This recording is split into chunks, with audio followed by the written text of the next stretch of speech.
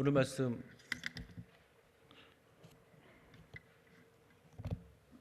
민수기 36장입니다.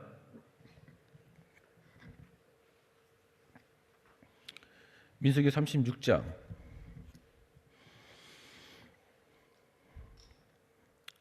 함께 합독합니다.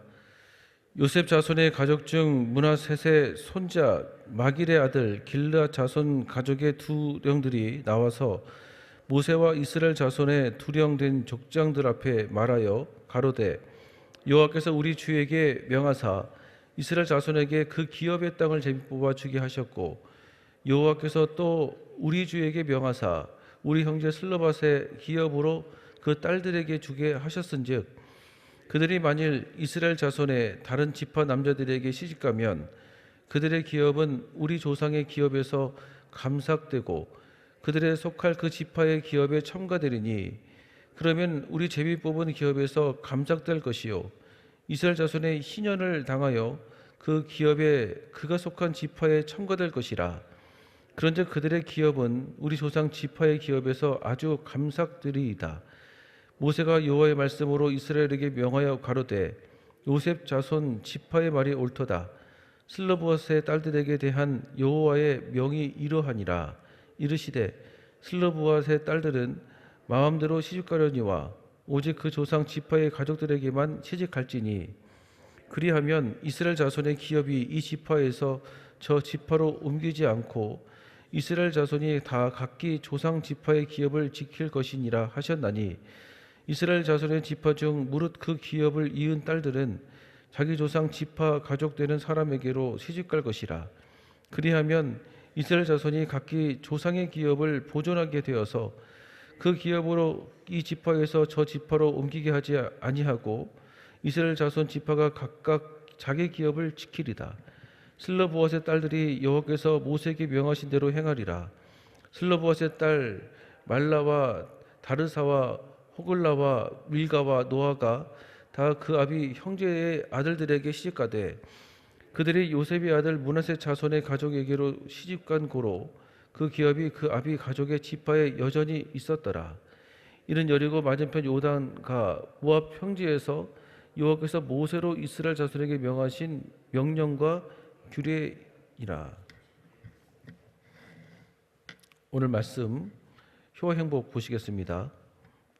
오늘 제목은 세밀하고도 세밀한 하나님의 규례입니다. 오늘 핵심 성경 구절 8절입니다. 이스라엘 자손의 지파 중 무릇 그 기업을 이은 딸들은 자기 조상 지파 가족 되는 사람에게로 시집갈 것이라. 그리하면 이스라엘 자손이 각기 조상의 기업을 보존하게 되어서. 아멘. 민수기 27장 1절에서 11절에서 슬로브앗이 아들 없이 딸만 5을 남기고 죽게 되자 그 딸들이 대신 토지에 관한 권리를 얻을 수 있도록 하는 조치가 내려졌다. 본장에는 그 사건에 추가되는 유산 상속에 관한 규칙들을 설명하고 있다. 기존에 명하신 규례는 아들이 없는 슬로브앗의 경우가 선례가 되어 남자 상속자가 없는 경우는 그 딸들이 유산 상속권을 받는 것이었다. 여기에서는 이 상속받을 딸들이 그들 자신의 지파 사람들과만 결혼해서 이스라엘 각 지파의 전체 소유물이 변하지 않고 남아 있어야 한다는 조건이 첨부되었다.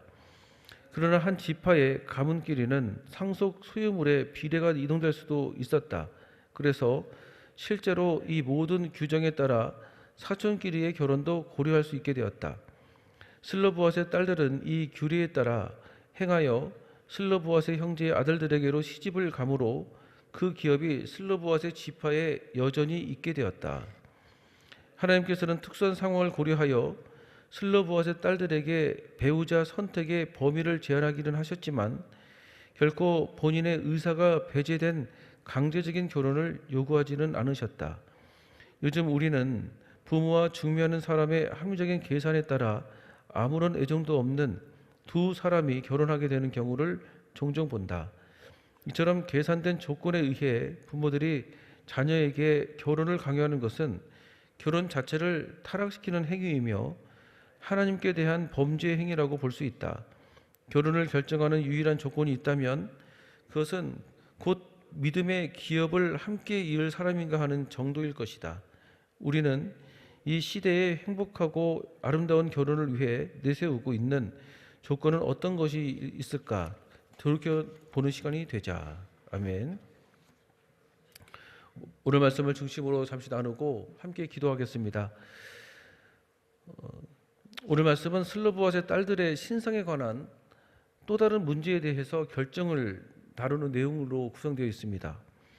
하나님께서는 그들이 기업을 누릴 것을 지정하셨고 또 여기서 그들이 결혼해서 다른 지파에 복속되어야 하는 억울함을 제시가 될 수가 있습니다. 그들이 본 지파에 속한 자들과 결혼하도록 하나님께서 명령을 내려주시는데 그 명령 속에서 억울한 일이 미연에 방지되어지게 하고 하는 말씀이 5절에서도 7절의 말씀입니다. 여러분, 하나님의 말씀을 따라 믿음으로 살게 나가면 억울한 것부터 보호받을 줄로 믿습니다. 당장에는 내가 지는 것 같고 뒤처지는 것 같아서 억울한 것들이 참 많이 있다 하지만 내가 말씀이 기준이 되어서 살고 있는 그 과정 속에서 하나님의 말씀이 나를 보호해 줄 때가 많이 있어요. 그래서 여러분, 오늘 말씀이 여러분의 인생 가운데 또 저의 인생 속에 하나님의 큰 보호하심이 될 줄로 믿습니다. 또한 그 비슷한 경우들을 위해서 또 한 가지 원칙들이 마련되어지는데 8절에서부터 9절 말씀이고 또 그렇게 원칙을 통해서 살아나갈 때 자기 친척들 중에 사람들과 결혼해서 살아나갈 때 이 하나님의 은혜와 사랑이 너희 삶을 보호해 줄 것이다. 가지고 있는 유업들을 지켜나갈 것이다 라고 마무리 짓는 것이 민수기 말씀입니다. 오늘 이 민수기 말씀을 마무리 짓는 마지막 정인데 이 말씀을 통해서 하나님께서 우리에게 무슨 말씀을 하고 계시는지 두 가지를 함께 나누겠습니다. 첫 번째로는 명령을 소홀하지 않기를 바란다는 겁니다. 명령에 소홀하지 않아라. 2절 말씀 가로되 여호와께서 우리 주에게 명하사 이스라엘 자손에게 그 기업의 땅을 제비 뽑아 주게 하셨고 여호와께서 또 우리 주에게 명하사 우리 형제 슬로보아스의 기업으로 그 딸들에게 주게 하셨은즉 이라고 말씀합니다. 이 명령에 이들이 만족을 하고 있습니다. 자기들의 가문에서도 동일한 경우가 생길 경우 그 땅들이 이 법의 혜택을 받으라는 점을 모르는 사람이 단 한 명도 없을 거예요. 그리고 이들은 만일 슬로보아스의 딸들이 결혼해서 다른 지파로 소속될 경우에 일어날 억울한 사정을 대변하고 있습니다. 억울한 일이 있는데 말씀이 그들의 사정을 대변하고 있는 거예요. 3절에 그들이 만일 이스라엘 자손의 다른 지파 남자들에게 시집가면 그들의 기업은 우리 조상의 기업에서 감삭되고 그들의 속할 그 지파의 기업에 참가되리니 그러면 우리 제비 뽑은 기업에서 감삭드릴 것이요 라고 말씀합니다. 여러분, 그 지혜에 기업이 더해지는 것은 하나님의 열매가 될 줄로 믿습니다.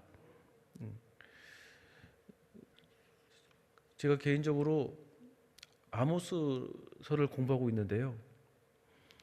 그 아모스를 읽으면서 참 말씀이 이 시대에 또 우리가 살고 있는 현실에 주시는 메시지가 상당히 좀 많구나, 기억해야 될 말씀이 참 많구나 하는 생각들을 참 많이 하고 지내요. 그 아모스는 고향이 남유다 사람인데 활동은 북이스라엘에서 활동했던 사람이었습니다. 백성들이 힘들게 살고 있는데 백성들이 참 어렵게 하루하루를 살고 있는데 북이스라엘 국가 지도자들은 백성들의 힘든 것들을 전혀 모르고 살아요. 그런데 북이스라엘 사회에 그런 마음을, 하나님의 애달픈 안타까운 마음을 그대로 느끼고 말씀을 전해주고 있는 사람이 이제 아모스예요.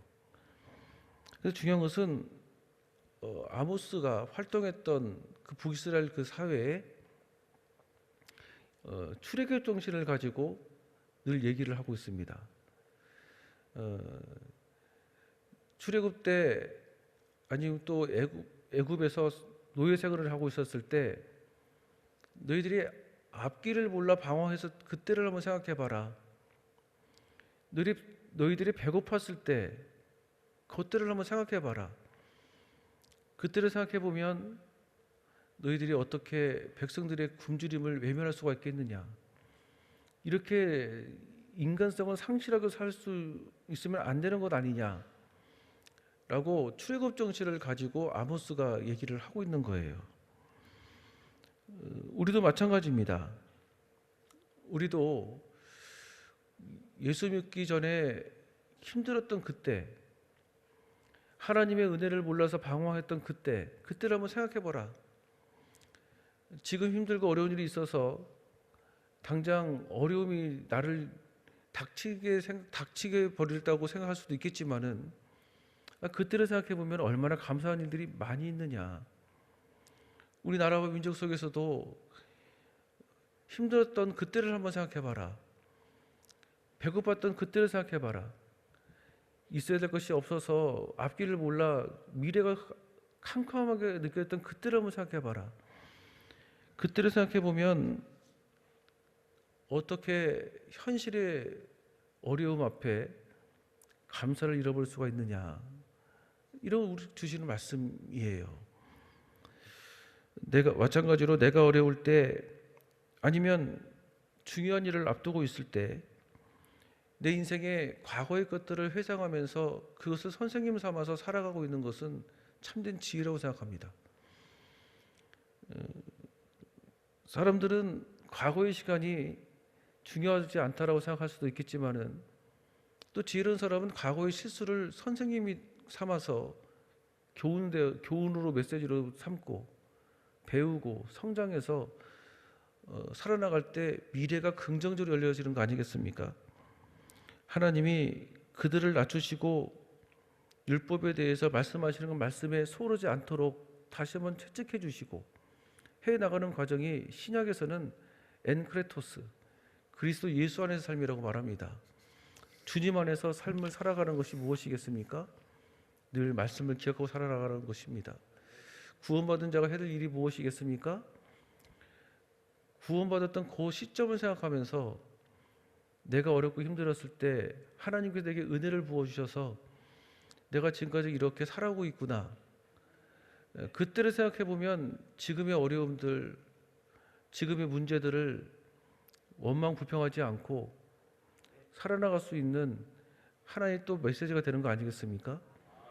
원래 기도하실 때 여러분 주님이 주신 구원의 그때를 생각하시면서, 하나님 그때 내가 참 힘들고 어려웠었지만 주신 은혜가 있었기에 오늘까지 잘 견디오면서 살아오고 있습니다.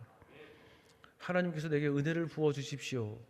기도하는 은혜가 있기를 주의 이름으로 축원드리겠습니다. 두 번째로는 어떤 상황에서도 하나님을 높여드리는 삶을 말씀하고 있는 것입니다. 8절에 이스라엘 자손의 지파 중 무릇 그 기업을 잃은 딸들은 자기 조상 지파 가족 되는 사람에게로 시집 갈 것이라. 그리하며 이스라엘 자손이 각기 조상의 기업을 보존하게 되어서라고 말씀하고 있습니다. 이 말씀이 어떤 상황에서도 상대방을 이렇게 높여주는 생각들, 높여주는 어떤 말들, 이것을 가리켜서 재정이라고 얘기를 해요. 신학에서는 재정한다. 그러니까 어떤 상황에서도 하나님을 높여주는 것이죠. 기업을 받지 않은 여자들은 마음대로 다른 지파로 시집갈 수도 있었습니다. 그러나 기업을 받은 여자들은 기업의 소유권을 포기하든지 아니면 자기 지파 내에서 결혼해야 했습니다.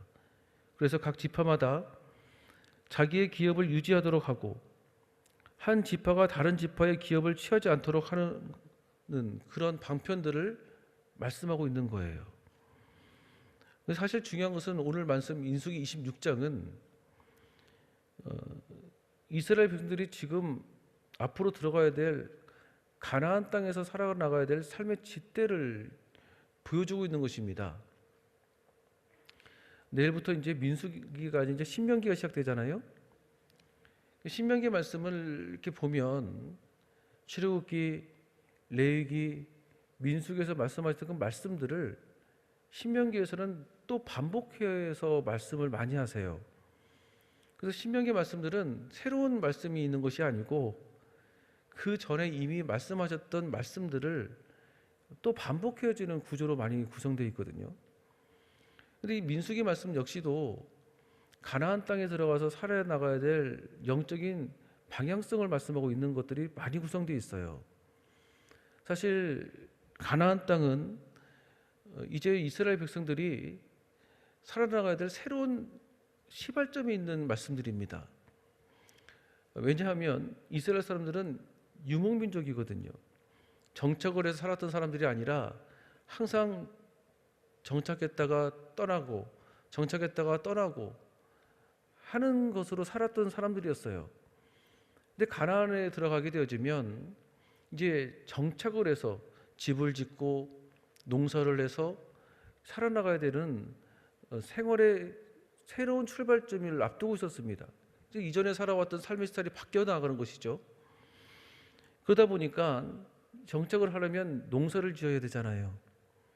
농사를 지으려면 가장 좋은 조건이 뭡니까? 적절한 비가 내려야 되고 농사를 잘 지을 수 있도록 땅의 상태가 좋아야 되는 거 아니겠습니까? 그 이전까지는 그런 것이 필요 없었단 말이에요.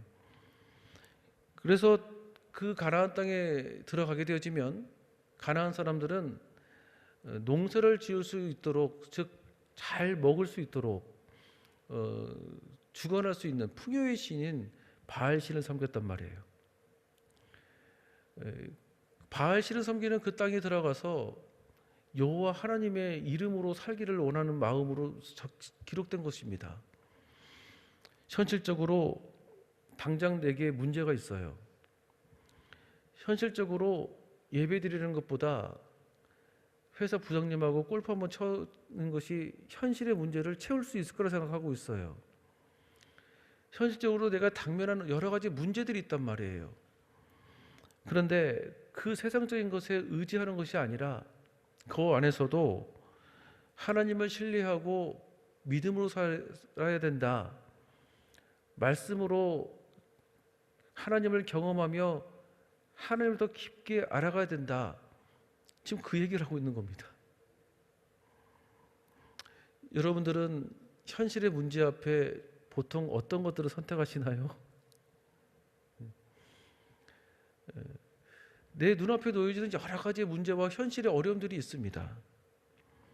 근데 그 현실의 문제 때문에 우상을 숭배하지 말고 오직 하나님을 바라보고 하나님이 주신 말씀을 항상 기억하면서 살아가면 하나님께서 내게 주신 그 기업의 은혜들을 잘 지켜주실 것이다 라고 얘기하고 있는 것입니다. 여러분, 오늘도 현실의 문제가 나를 힘들게 할 때가 있어요. 사람이 혼란스러우면 기준이 사라지잖아요. 그런데 말씀 앞에 하나님 정신 똑바로 차리고 현실의 문제 때문에 말씀이 기준이 사라지지 않고 오직 주 예수님만을 바라볼 수 있도록 나를 붙들어 달라고 기도하는 은혜가 있기를 주 이름으로 축원드리겠습니다. 여러분, 내 행동에 기준이 있다는 것은 행복인 것 같아요. 복인 것 같습니다. 이렇게 저렇게 행동을 해야 되는데 어떻게 살아야 될지에 대한 잣대가 없어요. 그러면 선택에 참 어려움이 많잖아요. 아, 하나님께서 이런 상황에 이런 말씀을 하셨어. 이 말씀을 늘 기억하고 살아야 돼 라고 할 때 하나님이 내 인생을 인도하는 거 아니겠습니까? 그래서 성전에는, 솔로몬 성전에는 보아스와 야긴이라고 두 기둥이 있었대요. 하나님이 내 인생을 높여주시고 하나님이 내 인생을 보호해 주시는 기둥, 보아스와 야긴, 두 기둥이 있다라는 거예요. 성전을 들고 날 때마다 성도들이 예배 드릴 때 하나님이 내 인생을 저렇게 보호해 주시는구나, 하나님 내 인생을 이렇게 세워주시는구나 를 기억하고 내 삶의 현장으로 돌아간다라는 것입니다. 이제는 그 두 기둥이 성령님을 통해서 내 마음속에 새겨지는 거예요. 말씀이 내 삶을 보호해 주시고 말씀이 내 삶을 세워주신다라는 겁니다. 그래서 여러분, 오늘 말씀을 통해서 성령님이 주신 귀한 은혜가 무엇인지 깊게 경험해 나갈 수 있는 은혜가 있기를 주 이름으로 축원드리겠습니다. 살아계신 하나님 아버지 감사합니다. 하나님의 은혜가 내 마음가운데 다시 한번 중심이 되어 살아나갈 수 있도록 축복하여 주시고 하나님의 영광이 다시 한번 내 마음가운데 새로워질 수 있도록 나를 인도하여 주시옵소서. 예수님의 이름으로 기도드립니다.